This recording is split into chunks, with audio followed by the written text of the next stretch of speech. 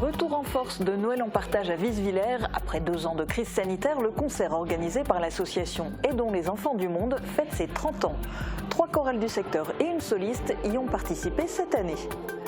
Dernier concert de Noël de la chorale Vocal Avenue. La saison s'est clôturée à Petit-Réderchin avec 21 chansons dans différentes langues, y compris en japonais. Le groupe vocal de Hambar fête cette année ses 10 ans. Premier concert solo dans sa ville pour Lisa Dan. La jeune chanteuse sarregueminoise a rempli les gradins de l'hôtel de ville. 450 spectateurs sont venus écouter une quinzaine de titres, notamment Maman est là et Décalé. Développement des jeux de réalité virtuelle à la médiathèque communautaire de Sarreguemines. Depuis 1 an, un après-midi par mois, vous pouvez par exemple vous mettre dans la peau d'un explorateur sous-marin ou ressentir les sensations d'un aigle en plein vol. Chansons, jeux, mais aussi sport sont au programme aujourd'hui. David, qu'est-ce que tu nous proposes en ce début d'année ? Eh bien, on démarre l'année avec de la boxe, de la lutte, du badminton et du foot avec quelques bonus. Eh bien, avant de passer au sport, l'actu du week-end était marquée par des concerts. Noël en partage, c'est reparti. Après 2 années d'interruption forcée, l'événement choral caritatif était de retour hier à Visvillers et avec une saveur toute particulière. Noël en partage, ce moment festif à vocation humanitaire proposé par l'association Aidons les enfants du monde, fêtait ses 30 années d'existence. Retour en images dans ce reportage d'Emilia Zell et Guillaume Desmonteils.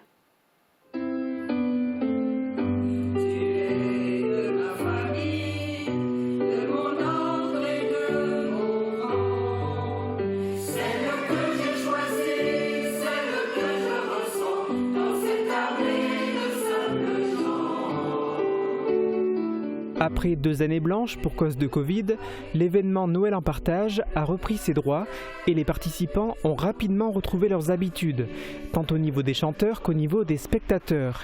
La salle polyvalente de Visvillers était en effet une nouvelle fois copieusement garnie.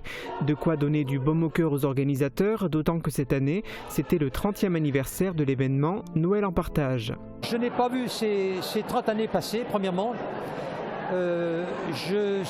J'ai le sentiment d'être, je dois le dire en toute sincérité, un président très heureux et accompli, même s'il y a quand même quelques difficultés dans l'organisation, dans le choix des choristes, dans le choix des chants, dans la collecte que nous pratiquons depuis le mois de septembre, mais quand même, quelles que soient les difficultés, il faut continuer de pratiquer ce partage et tout simplement les applaudissements que nous recevons.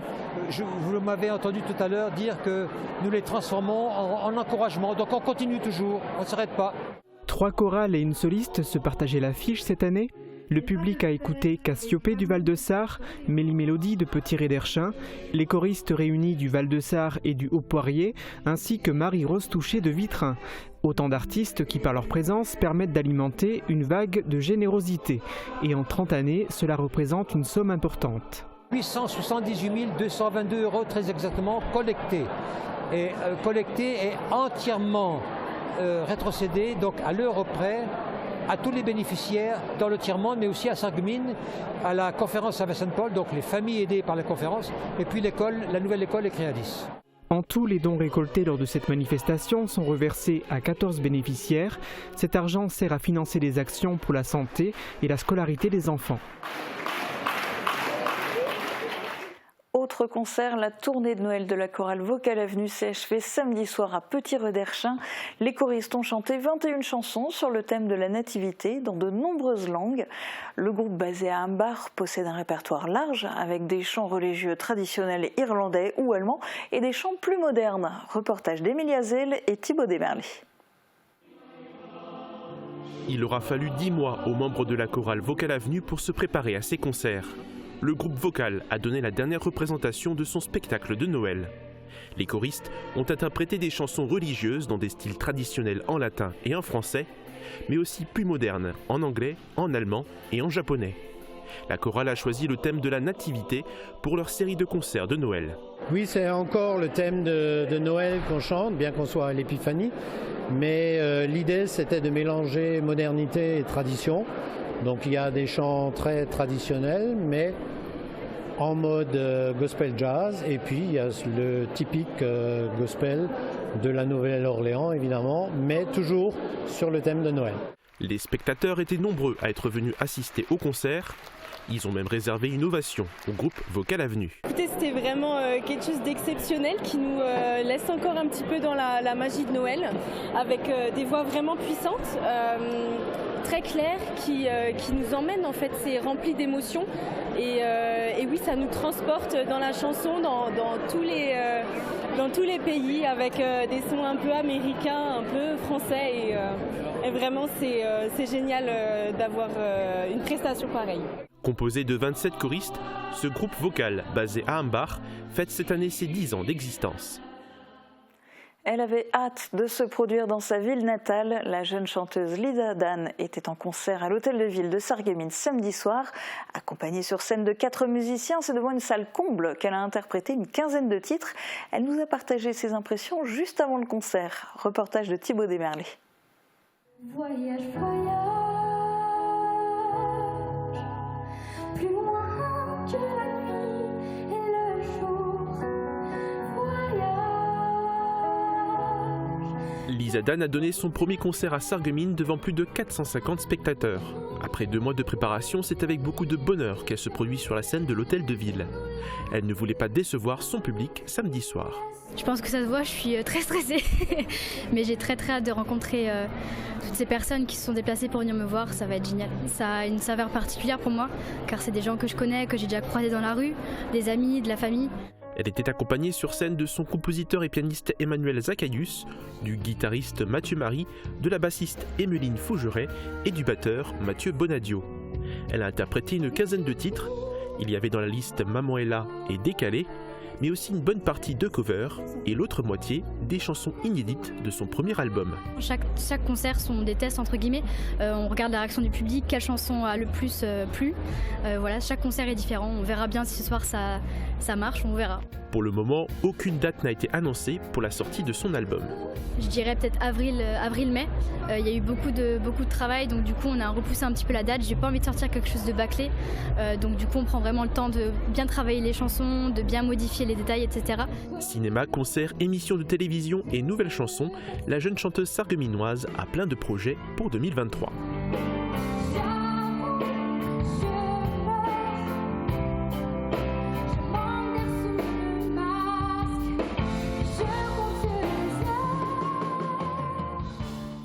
C'est un service qui a du succès depuis son lancement. La médiathèque communautaire de Sarreguemines met à disposition du public un casque de réalité virtuelle pour une expérience immersive.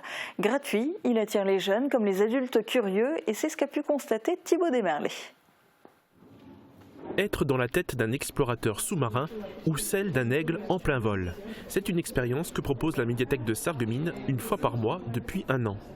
Elle souhaite donner l'occasion aux personnes qui n'ont pas les moyens ou l'envie d'acheter une console et un casque de réalité virtuelle de tester le dispositif. Pour Christophe, qui vient d'être attaqué par un requin, c'est une première. C'est très intense, oui, c'est très immersif dans le sens où on vit vraiment des expériences de mise absolue en situation. Depuis sa création, ce service gratuit attire du monde. La médiathèque de Sarreguemines souhaite le développer et proposer plus de jeux vidéo différents dans les prochains temps. Mais ne restez pas trop longtemps devant les écrans, pensez à bouger. D'ailleurs, se remettre au sport, c'est souvent la résolution de début d'année. On en parle dans un instant avec David. Couverture, crépissage, peinture et isolation. Avec Moder Habitat, votre maison sera belle et confortable par tous les temps. Retrouvez votre programme avec le Crédit Mutuel, partenaire des grands événements de votre région. Une banque qui appartient à ses clients, ça change tout. Bonjour tout le monde, ce week-end on a pu célébrer l'épiphanie avec son lot de traditions, la galette avec sa fève en porcelaine, les enfants qui choisissent les parts cachées sous la table, mais également une autre tradition qui est propre à la Moselle-Est, la tournée des rois mages.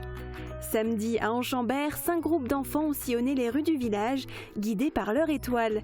La tradition a été supervisée par l'association La Buissonnière. Côté météo, si on a eu la chance de pouvoir profiter un peu du soleil ce week-end, ce ne sera pas le cas pour demain. Les nuages seront de retour dès la matinée et les averses débuteront dans l'après-midi. Côté température, les minimales iront de 3 à 4 degrés et les maximales de 9 à 11 degrés. Demain, nous fêtons les Guillaume et il fera jour de 8h27 à 16h57. C'était votre programme avec le Crédit Mutuel, partenaire des grands événements de votre région. Une banque qui appartient à ses clients, ça change tout. On entend les oiseaux chanter. Hein? Qu'est-ce que tu dis? Vous avez un doute sur votre audition? Venez tester votre audition sur simple rendez-vous. Oui, mais à partir de quel âge? Quel que soit votre âge, au moindre doute, nous pratiquons un test de dépistage en magasin. Et à quel prix? Gratuitement. Alors n'hésitez pas, prenez rendez-vous dès maintenant.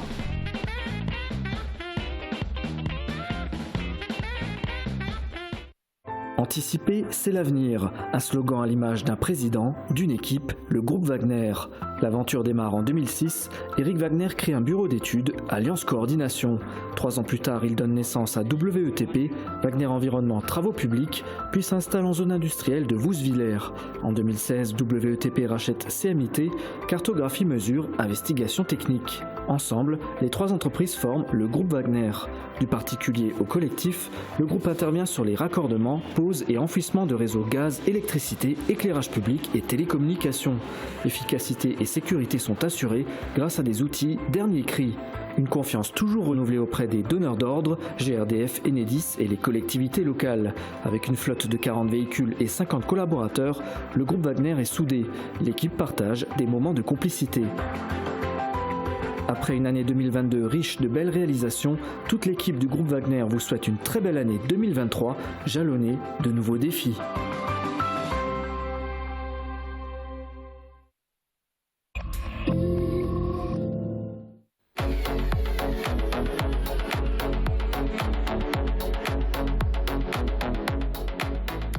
Cette semaine, retrouvez un nouveau numéro du Cadre. Cette fois, on change de registre. Je reçois l'humoriste messin Julien Strelzik. Donc un après-midi, j'entends sur la canebière « File-moi ta bouteille, je bois un schluck !» Je dis « Punaise, des Mosellans !» Je vais vers eux, je leur dis « Vous êtes de Moselle ?» La dame ne me calcule pas, elle regarde son mari, elle dit « Oh yeah, mais comment il peut savoir ?» C'est incroyable. Je leur dis « Mais je suis de là-bas, donc vous pouvez me dire, vous venez d'où ?» Elle me dit « De Metz !» Je dis « Metz, à côté !» Je dis « Oui, là dans le à côté, il y a au moins un péage, hein. Je ne sais pas si c'est Lupperschluss ou Saint-Avold. » Elle me dit « À Porcelette !» Là, il y a des gens qui entendent qu'il y a une ville qui s'appelle Porcelette en France, donc ils sont pas bien, tu vois, les Marseillais, ils savaient pas. Oh putain, c'est où tout ça? Qu'est-ce qui se passe? Et je continue, je dis Porcelette. Et là, elle me répond à côté. Mais dites-moi, parce que je connais vraiment tout. À Bobbiderstroff. Ne manquez pas cette émission, c'est fou rire garanti. Alors rendez-vous mardi sur Mosaïque Cristal. Avant de voir comment se remettre au sport, retour sur les résultats des compétitions avec David dans Plus de Sport.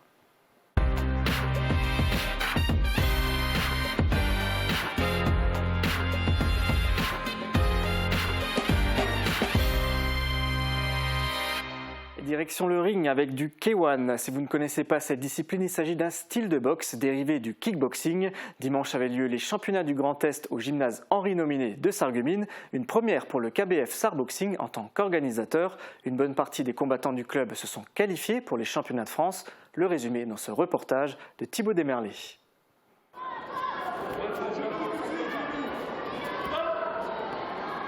Les combats s'enchaînent sur le tatami. Coups de pied, coups de poing, coups de genoux, des attaques possibles dans la discipline du K1. Du kickboxing pratiqué en mode light, ici par les jeunes. C'est la touche qui compte, et non le KO. Nous sommes en plein championnat du Grand Est, dernière étape avant les championnats de France à Paris. Plus de 280 compétiteurs, toutes catégories confondues, sont venus à Sarreguemines pour tenter de se qualifier. Parmi les participants, 11 boxeurs sarregueminois du KBF Sarboxing, dont Livio Hamann, qui se voit déjà à la capitale. Ça s'est bien passé, les résultats c'est ce que j'ai voulu, c'est très bien passé. Oui. Le premier j'ai gagné, le deuxième aussi et le troisième aussi. Oui, je suis très content, je pensais vraiment pas. Sur le ring, c'était les matchs en mode plein contact, où le KO est recherché.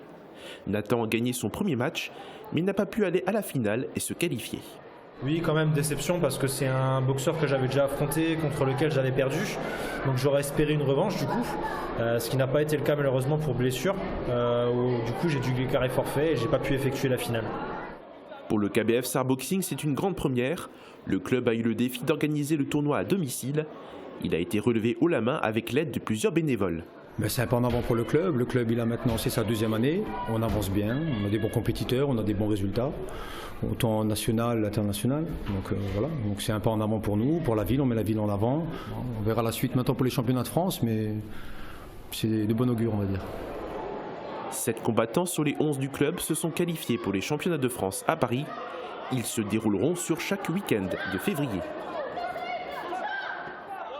Et les champions du KBF Sarboxing, Alison Dissieux et Lucas Felker, étaient déjà qualifiés pour les championnats de France. L'année dernière, ils ont décroché une ceinture de championne et champion d'Europe. C'était à Arnsberg en Allemagne, sous la houlette des organisations WTKA et AFSO. D'ailleurs, Lucas Felker participera à un stage en équipe de France à la fin du mois. Et après la boxe, tu vas parler de lutte. Il n'y a même pas un mois, les lutteurs sarregueminois décrochaient le titre de champion de France une nouvelle fois.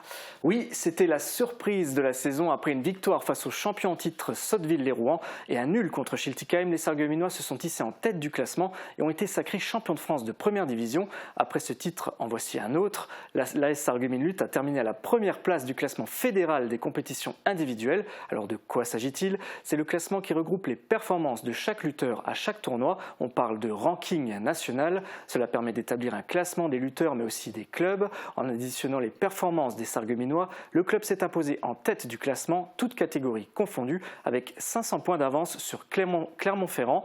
Si on prend chaque style de lutte séparément, Sarreguemines est aussi première en lutte libre, 4e en lutte gréco-romaine derrière Mézières-les-Messes et 56e en lutte féminine, une discipline qui reste donc à développer. Tous ces résultats permettent au club local d'être le meilleur de France. Un grand bravo. Et on continue avec d'autres performances et en premier lieu celle de Michel Lagic. Et oui, Michel Lagic, jeune étudiant de 21 ans, membre de l'Assogym Sarreguemines. L'année dernière, le sportif originaire de Didin avait participé à la finale de Ninja Warrior, l'émission de TF1 où il faut franchir un parcours d'obstacles sans tomber. Il avait terminé à la 3e place, un résultat qu'il souhaite sans aucun doute améliorer puisqu'il a renouvelé sa participation à l'émission cette année. Il a même suivi un entraînement adapté à ce type de compétition. Le premier épisode de Ninja Warrior a été diffusé samedi. En demi-finale, Michel Lagic affrontait Ibra TV, un youtubeur féru de sport de combat. Malgré la difficulté, Michel l'a remporté et s'est qualifié pour la finale de l'émission, une finale qui sera diffusée en 2 soirées, les samedis 4 et 11 février. Et on sera évidemment devant la télé pour suivre ça de près. Ce week-end, rentrée des classes quasiment, c'était la reprise pour le badminton. Oui, samedi, c'était la 5e journée des championnats de France interclub de National 3. Sarreguemines s'est déplacé pour affronter le leader de leur groupe, Domartemont. Un match qui s'annonçait difficile sur le papier et il l'était. Les faïenciers ont perdu par le plus dur des scores 8-0. Lors des 2 journées précédentes, le SBC s'est incliné 7-1 face à l'Entente Nord-Alsace et 7-1 également face à l'équipe 3 de l'ASPTT Strasbourg. Les défaites s'enchaînent, un cauchemar duquel les Sarregueminois espèrent rapidement sortir. Avec ce nouveau résultat, le Sarreguemines Badminton Club passe de la 5e à la 6e place de leur groupe. Ils sont donc derniers et relégables. Pour assurer le maintien, le chemin est encore long. Prochaine rencontre le 28 janvier à l'extérieur contre Gondreville. Joueurs du SBC, nous sommes de tout cœur avec vous et un grand merci à Christophe Leclerc pour les images. Côté foot, c'est la trêve hivernale, enfin presque, parce que pas tout à fait pour tout le monde. Pas pour la section sportive en tout cas du lycée Jean de Panche de Sarreguemines. La semaine dernière, les lycéens se rendaient à Strasbourg pour la finale interacadémique UNSS. Une finale malheureusement synonyme de fin de parcours pour les Sarregueminois. La compétition s'est déroulée sous forme de triangulaire. Les lycéens de Sarreguemines ont affronté les champions d'Alsace et de Champagne-Ardenne, représentés par Strasbourg et Charleville-Mézières. Premier match face à Strasbourg, Sarreguemines perd 1-0 sur un penalty.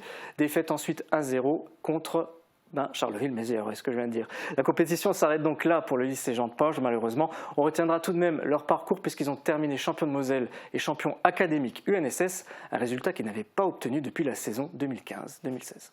Et puisqu'on parle de foot, la reprise pour le SFC, c'est quand ? Ce sera à l'extérieur le samedi 4 février, donc dans moins d'un mois. Le SFC affrontera le leader de leur groupe, Thionville-Lusitanos, un match qui promet d'être explosif, l'occasion pour les faïenciers de briller. Par ailleurs, le match arrêté face au bassin piénois l'année dernière a trouvé une nouvelle date. Il aura lieu le 11 mars. Il avait été arrêté après quelques minutes de jeu suite à la blessure d'Adama Mbaye. Le joueur sarregueminois se porte mieux. Il a été autorisé à reprendre son activité sportive la semaine dernière. Eh bien ça, c'est une très bonne nouvelle. Et puis, il y a un autre sport dont tu voulais nous parler. Oui, ce week-end, c'est le début du traditionnel Open Hiver, un tournoi organisé par l'AS Sarreguemines Tennis dans son gymnase avenue de la Blise. Il se tiendra du 14 janvier au 4 février et réunit tennismen et tenniswomen. À la clé, 1 500 € de prix en espèces. Le public est cordialement invité. Il y aura des pizzas flammes tous les soirs. Et ben voilà pour l'actualité sportive. Et puis on ne perd pas les bonnes habitudes. David, quel sport testes-tu pour nous aujourd'hui? Eh bien pas de test cette semaine Julia, mais un numéro spécial pour la rentrée. Je vous propose d'aller à la rencontre d'un coach sportif et d'une diététicienne pour voir comment se remettre en forme après les fêtes. C'est une réalité qui nous touche quasiment tous. Si comme moi vous avez un petit coup de mou, voici quelques pistes pour se remettre en selle. Bonjour à toutes et à tous, nous sommes à Rohrbach-les-Beach au mois de janvier, il fait un petit peu froid. Comme moi, après les fêtes, vous vous sentez peut-être un peu mou, alors on va se remettre en forme. Pour ça, il nous faut les conseils d'un coach, direction la salle, le complexe.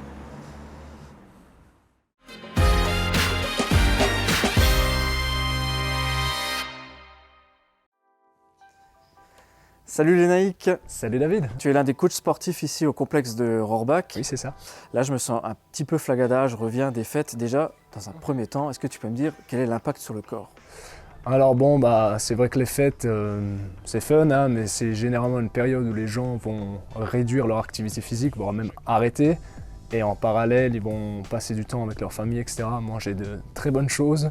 Donc c'est sûr qu'il n'y a plus cette égalité entre la dépense et ce qu'on consomme, quoi. Donc on va encrasser l'organisme et on va surtout l'habituer à une inactivité, quoi. Donc bon, t'en fais pas, il n'y a rien de grave. J'espère que tu as bien profité parce que je vais m'occuper un peu de tout ça et puis tu verras, tout va bien se passer, quoi. Bah écoute, je vais me changer. Ouais, il n'y a pas de souci, les vestiaires sont juste là-bas et on fait ça. A tout de suite. A tout de suite. Bon bah voilà Lénaïque, je suis prêt, dis-moi par quoi on commence? Alors c'est simple, on va commencer par un échauffement pour préparer l'organisme à ce qui va venir. Hein. Ça va permettre vraiment une sollicitation au niveau du haut et du bas du corps, hein, okay. Surtout permettre une augmentation du rythme cardiaque, de réchauffer l'organisme. Et puis voilà, hein. Ok, on s'y met. Allez, c'est parti. Ouais, super. Comment on sait quand on est bien chaud Lénaïque? Alors bon, ça va différer d'une personne à une autre, mais généralement, on a une légère sudation, hein, commence à arriver. Tu te sens un peu halté, hein, c'est-à-dire que ton souffle commence à augmenter. Hein, et voilà, tu as plus de mal à respirer, on va dire. Hein, okay, hein, et tu sens ton petit cœur qui bat la chamade dans ta poitrine. Écoute, je sens que ça travaille. Ça travaille. Ok, bon, on va arrêter là et on va passer à autre chose, hein, ok? Ça marche. Bon bah Lénaïque, machine suivante, qu'est-ce que c'est? Alors cette machine, c'est une machine à squat assisté, hein, c'est-à-dire c'est une machine qui va te permettre de faire des squats en rajoutant en plus une résistance supplémentaire, hein, en plus de ton poids de corps. Hein. Pourquoi je commence par cette machine? Parce que c'est la machine qui va te demander le plus d'énergie à ton organisme. Hein, okay. Elle va travailler sur tes jambes, des grosses masses musculaires. Tu vas pouvoir mettre un maximum de charge, hein, un maximum le plus possible. Hein, et donc brûler le plus de calories possible. Hein, donc super pour une remise en forme, quoi. Hein. Là, c'est parti. Ça va le faire? On y va. Hein. Super. Regarde toujours bien droit devant toi. Hein.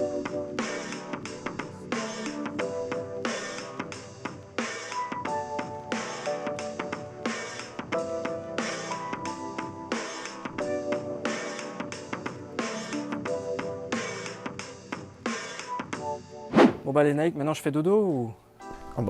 J'ai jamais testé là-dessus, mais ça m'a l'air très confortable en tout cas. Non, pas du tout. Comme dit, on a fait un exercice sur le bas du corps avant, donc pour toute la logique de la séance, on va faire un exercice qui va solliciter vraiment toute la partie supérieure du corps.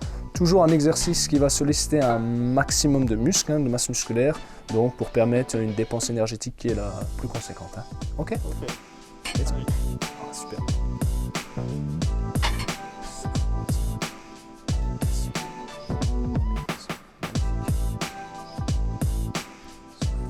C'est combien de kilos là? Ouais, t'es à 400 et quelques. Non, je déconne. On est à 9 kilos là. 9 kilos où on a aussi en livres, hein, c'est à peu près le double, hein, 20 livres. Moi, c'est mine de rien, quand on n'a pas l'habitude de faire ce genre de mouvements, etc. C'est vrai que c'est des mouvements qu'on en fait dans la vie de tous les jours. On n'a pas tendance à pousser vers le haut comme ça. Donc, comme dit, comme on parlait avant, la musculation, c'est vraiment faire des exercices et spécifier des muscles en question. Donc, tu ressens vite la fatigue qui se crée au niveau musculaire. Mais dis-moi, l'objectif de tout ce qu'on fait, bon, c'est pas non plus d'atteindre ta carrure parce que là ça serait compliqué, mais qu'est-ce que ça apporte? Ça apporte, comme je l'ai dit, on est vraiment sur des exercices qui vont mobiliser un maximum d'articulation, un maximum de masse musculaire et des grosses masses musculaires. Et donc, comme dit, ça va permettre de brûler un maximum de calories après avoir ingurgité et accumulé toutes ces calories en trop pendant les fêtes de fin d'année. Lénaïque, merci pour la démo sur ces machines, mais pour les gens qui n'ont pas de matériel à la maison, comment ils font? Alors, il faut savoir que tous les exercices que l'on a réalisés, on peut le réaliser chez soi avec très peu de matériel, un élastique, une chaise, des bouteilles, enfin bref, tout ce qu'on peut avoir sous la main. Ou carrément même avec le poids de son corps. Par exemple, les squats qu'on a réalisés avant sur machine, on peut très bien faire des squats au poids de corps. La machine à épaules qu'on a faite, on peut faire soit des pompes ou pour les personnes qui n'y arrivent pas, qui n'ont pas assez de force, des pompes sur les genoux, des gainages commando, des tapes d'épaule, bref, il y a plein d'adaptations à avoir. Et le rameur qu'on a fait en guise d'échauffement, on peut très bien le faire en faisant des jumping jacks, autant pour moi, de la corde à sauter, bref, un exercice qui va permettre de solliciter le haut et le bas du corps et surtout de faire augmenter le rythme cardiaque. Et finalement, Lénaïque, qu'est-ce qu'il faut retenir pour se remettre en forme? C'est quoi le conseil du coach? Alors, le conseil du coach, déjà, c'est peu importe la pratique que vous allez faire, c'est bouger. C'est le corps, il est fait pour se mouvoir, pour consommer de l'énergie, etc. Si on reste là à rien faire, on va l'encrasser. Le deuxième conseil, et ça pour moi c'est le plus important, c'est faites quelque chose qui vous plaise. Ça ne sert à rien d'aller au sport ou à une activité physique à reculons, on n'a pas envie. Très sincèrement, sur le long terme, ça ne va pas le faire. Faites quelque chose qui vous plaise, comme ça, à moyen et long terme, c'est quelque chose qui va fonctionner. Parce que sinon, ça ne va rester qu'une lubie de bonnes résolutions de fin d'année. Et puis, la petite remise en forme, elle ne va pas durer bien longtemps. Ok, merci coach. De rien, David, t'as assuré. Franchement, top. Et voilà, on a vu l'aspect sportif, l'aspect physique. Maintenant, on va parler d'une autre partie, la partie alimentation, puisque l'un ne va pas sans l'autre. C'est parti.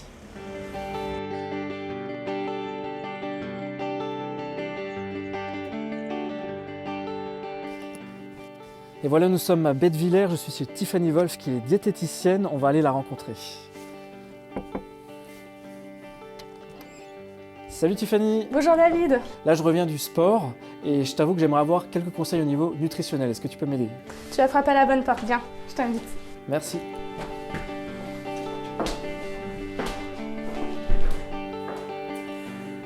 Tiffany, donc là on est dans ta cuisine? Exact, donc c'est ma cuisine où j'anime des ateliers cuisine avec mes patients.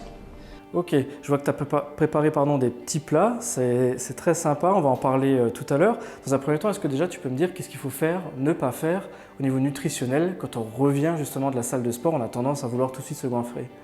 Alors il n'y a pas forcément de choses à faire ou ne pas faire, c'est un peu propre à chacun et c'est le but d'un rééquilibrage alimentaire. L'équilibre alimentaire est propre à chacun. Donc après, la diététique n'est pas une science exacte non plus, donc il n'y a pas vraiment de spécificité à suivre. La règle globale, c'est de bien manger à table, de ne bannir aucun groupe d'aliments et éventuellement prendre des collations en rentrant du sport si vraiment on a faim ou en milieu d'après-midi éventuellement. Donc on peut être gourmand tout en mangeant correctement. C'est le but. Moi, je suis très gourmande.